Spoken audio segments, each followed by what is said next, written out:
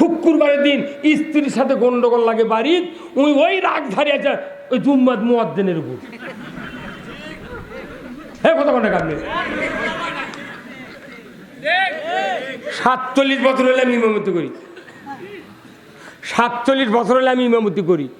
আমি দেখি বহু মুসল্লি আছে বাড়ির থেকে টুপি মাথার দিয়ে জুম্মাত আসে না, এই টুপি পকেট করে এসে জুম্মাত ঢোকার আগে মাথার দেয়, আবার জুম্মাতে বাড়ানোর আগেই টুপি পকেটত হয়।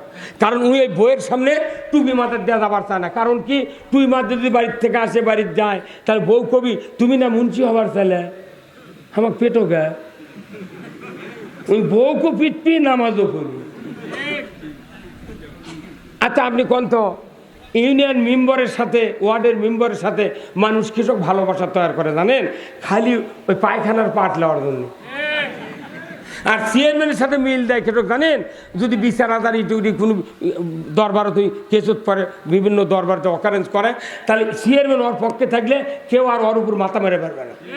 এই জন্য চেয়ারম্যানের সাথে মিল দেয়। আর এমপির সাথে মিল দেয় কৃষক বেটারানা চাকরি, বড় ধরনের কাজে বাঁধলে কিংবা একটা খাসের গাড়ি ওই দখল করবি, এই ব্যাপারে যাতে সে হেল্প পাওয়া যায়।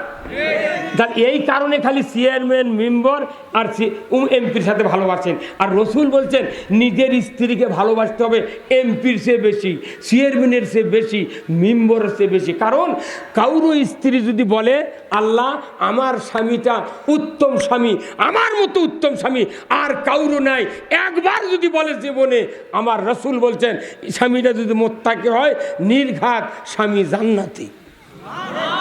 তাহলে এমপি ভালোবাসিচ্ছেন ওগুলার জন্যে, জান্নাতের জন্য স্ত্রী ভালোবাসা লাগবে ময়না। স্ত্রী কয়বার পিটিছেন? 14 গোষ্ঠী তালাক দিবার চায়। এমপির সাথে খুব কমলা খেলেন, এমপি কি নাস্তা দেয়? কমলা, আঙ্গুর, আপেল খান, সার সার খান খান। আর নিজের স্ত্রী বছরে যদি একানা করে সোনা দিয়া নাকের ফুল গলার মালা বানিয়ে দিলেনি, স্ত্রী আপনার পাও সাইডে দিল হয়নি। ওই কাম না করে মারে তো মারে, শ্বশুরে দিছে ছয়নি সোনার জিনিস, সেটা আবার বেচা খাচ্ছে। আবাদ মার গেছে করছে ময়নার মা তুমি আনা ওই সোনার জিনিসটা বেচে দাও, ইরিকাটা আবার 12 আনি সোনার জিনিস বানিয়ে দেবো। ময়না এই মেয়ে মানুষ ময়না করলে পাগলি বোঝে না, কোথায় বোঝায় দিবি। সে 12 বছর আগে বেচা খাতে 6 আনি সোনার জিনিস, আজও দেয়নি। এগুলো করে বউ কবি মেলা স্বামী আজই শুনলেন তো বাড়ির যাবেন, শোয়ার সময় কবেন এ নইমের মা তুই আমাকে একবার ভালো করে। এখনই দেখবেন মেলা মানুষের বউ মুখ অন্যা চাপে ধরে কবি তুই যে পেটা পিস তো জীবনে ভালো কম না। স্ত্রী কত পরিমাণ ভালোবাসা লাগবে। রসুলের চরিত্র আর রসুলের স্ত্রীদের চরিত্র অনেক কথা আছে। কথা বলতে বলতে অর্থনীতি, রাজনীতি, কবর, জাহান্নাম, নিকি, বদি, সমাজ, রাষ্ট্র, বিচার ব্যবস্থা, বৌসল, বাপ মাও, জানাজা, কব্বর শুদ্ধ হয়ে গেছে। হ্যাঁ কতক্ষণ আমি হলাম দেশের প্লেয়ার, কতক্ষণ আমি দেশের প্লেয়ার বল খেলার। আপনার গ্রাম খেলা হচ্ছে ওই আপনার কি কয় উত্তরাইল, না এটি উত্তরাইলের গ্রাম, আর এদিক মনে করেন আপনি সুদের কিস্তি নিয়ে, সুদের সিসি লোন নিয়ে, সুদের অর্থনীতি মানে কোন মুখ দিয়ে আপনি 27 গুণ সওয়াব চান।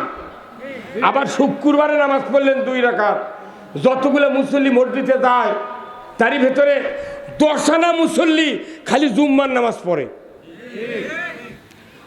6 আনা বাকি 4 আনা মুসল্লি মাগরিব পরে আর জোহর পরে। আসরের সময় কাজে টাইম পায় না, ফজরের সময় চেতন পায় না, এসার সময় পাও হয় না।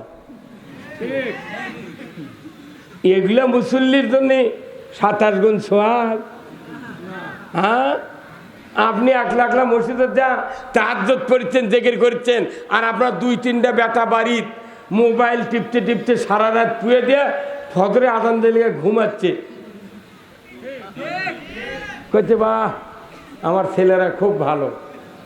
আর গরিব মানুষের বেটা হাফেজ হতে নামাজ পড়ায়, মসজিদ লেখাপড়া শিখায় ছাত্র, আপনি ধনী মানুষ যা ওরই নাম দিয়ে মামলা দিয়েছেন। জ্বর এত অত্যাচার কা আপনার নামে তো মামলা হয়নি, তার মানে আপনি ওরই খুদ খায় বাঁচিচ্ছেন। যাই যখন ক্ষমতার যায় তাদের সাথে তালবাজি করে চলার কারণে এই লোকগুলোর বিরুদ্ধে মামলা নাই। মামলা কার নামে হয়? ওই মাদ্রাসার হুজুর ইসলাম আলা লোকের নামে মামলা হয়।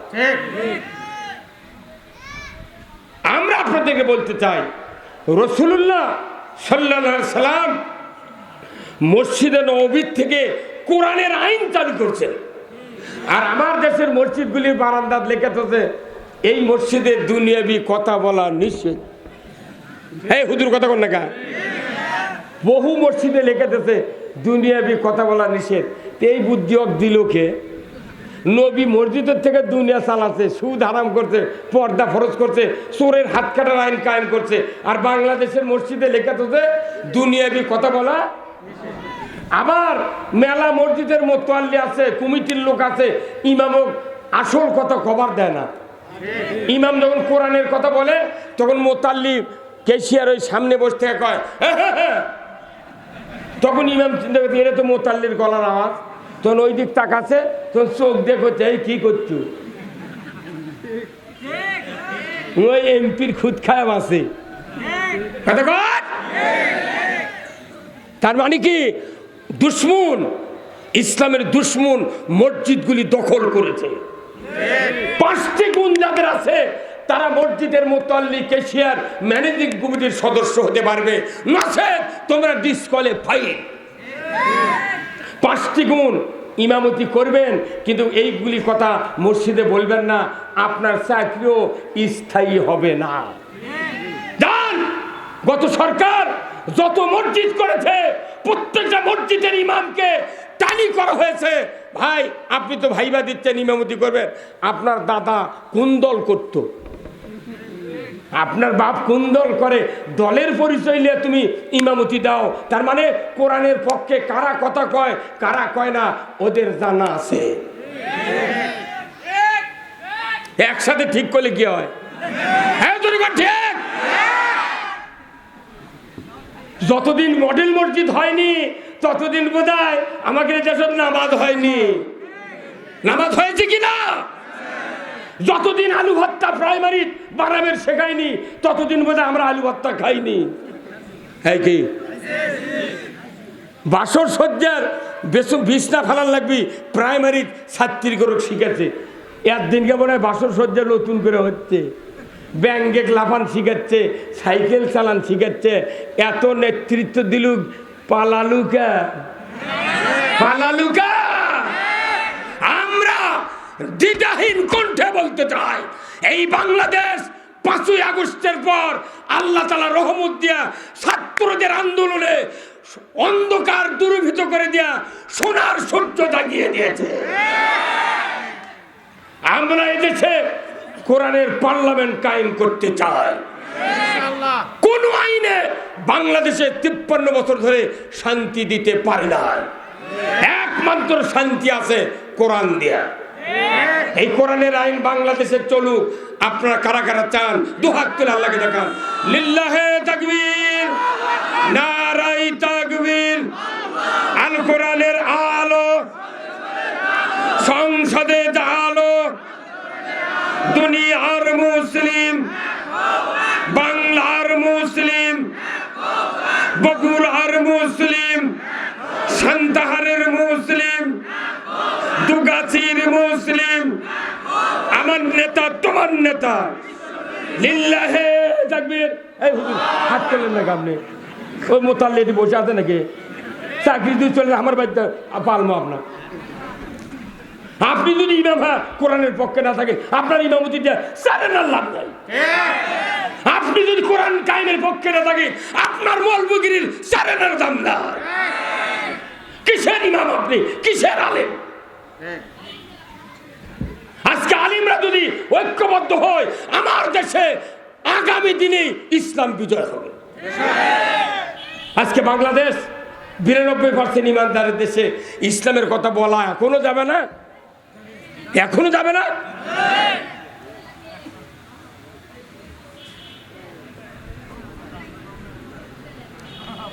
ভাইরা আমার, আজকের এই কোরআনের মাহফিলের সম্মানিত সভাপতি, প্রথম দিনের প্রথম রজনী মোহাম্মদ নাজিম উদ্দিন মণ্ডল, সভাপতি সিংড়াপাড়া জামে মসজিদ, আল্লাহ মুরব্বীকে হায়াকুমুল্লাহ দান করুক, বলুন আমিন। আজকের মাহফিলের সম্মানিত মেহমান, বিশেষ মেহমান আব্দুল্লাহ আল নোমান হাবিবি, দাওরাই হাদিস ও খতিব, আল আকসা জামে মসজিদ সান্তাহার। আল্লাহ হুজুরকে দ্বীনের জন্য কবুল করুক, বলুন আমিন। মঞ্চে বসা সুধীবৃন্দ, সামনে বসা মুরব্বিনে কেরাম, চেয়ারে বসা বিশেষ মেহমান বৃন্দ,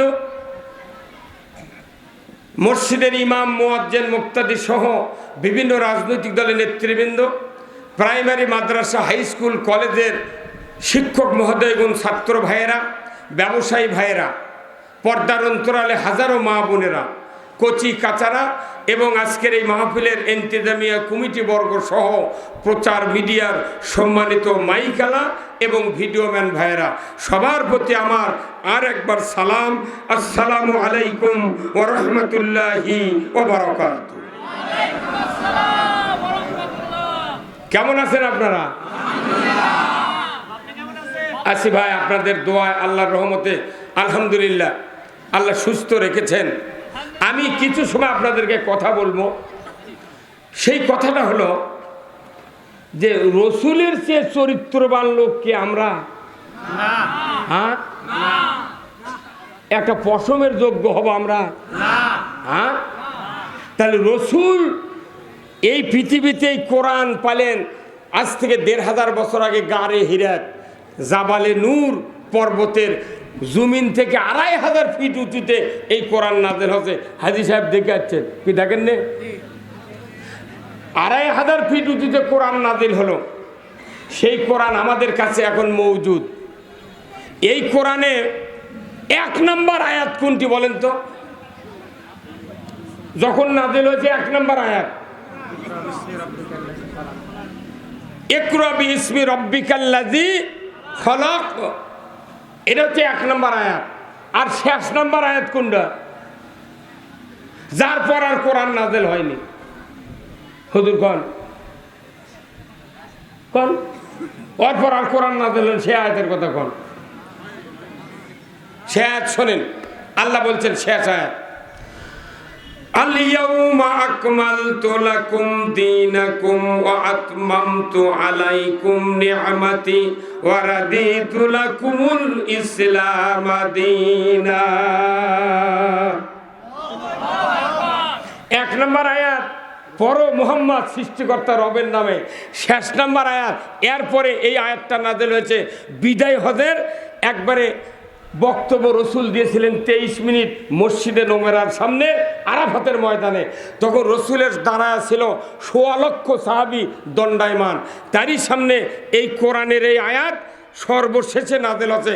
এরপরে জিবরাইল আর কোরআনের আয়াত নেয়া পৃথিবীর জমিনে রসুলের কাছে কোনোদিন আসে নাই। আল্লাহু আকবার। কিয়ামত পর্যন্ত নবী আসবে না, কোরআনও আসবে না। যা বলে দিয়েছে আল্লাহ গেলে আরশে আযীম থেকে দেখতেছেন যে আমার এই বক্তব্যগুলো মানুষ মানে কি মানে না। আচ্ছা, আপনার বাড়িতে আপনি জানলার কাছে বসে আছেন, একটা লোক এসে খ্যারের ফালার থেকে 2 বোঝা খ্যার বান্ধে নিয়ে চলে যাচ্ছে, আরেকজন এসে বাঁশের কুঞ্চি কাটে বাঁশ কাটে নিয়ে চলে যাচ্ছে, আরেকজন এসে একটা খাসি নিয়ে আপনার জব করে খাচ্ছে। আপনি দেখিচ্ছেন জানলা দিয়ে, আপনার কোল দিয়ে ঠিক থাকবে? কি হবি তখন? আপনাকে চাবি দিয়ে ঘরের মধ্যে থোয়া হয়, আপনি চিৎকার করে গোটা গ্রামের মানুষ একত্র করবেন, আরে করলো কি রে, এই কি পয়মাল খ্যার নিয়ে যাচ্ছে, বাঁশ কেটে গরু নিয়ে জব করছে, সংসারই থুল না রে। একদিনের এই ঘটনা দেখে আপনাদের মাথা খারাপ হয়। আল্লাহ আরশে আযীম থেকে পুরো পৃথিবীর কয়েকশো কোটি মানুষের আচরণ দেখতেছে নিজে চোখে। তাহলে আল্লাহর এই অকাম কুকাম দেখা, এটা সহ্য করা কত রকমের ধৈর্য দরকার। এক বোঝা খেয়াল নিলে আপনি অস্থির হয়ে গেছেন, খালি কয়নি দেখে বাঁশের কুঞ্চি কাটলি মাথা খারাপ হয়ে গেল।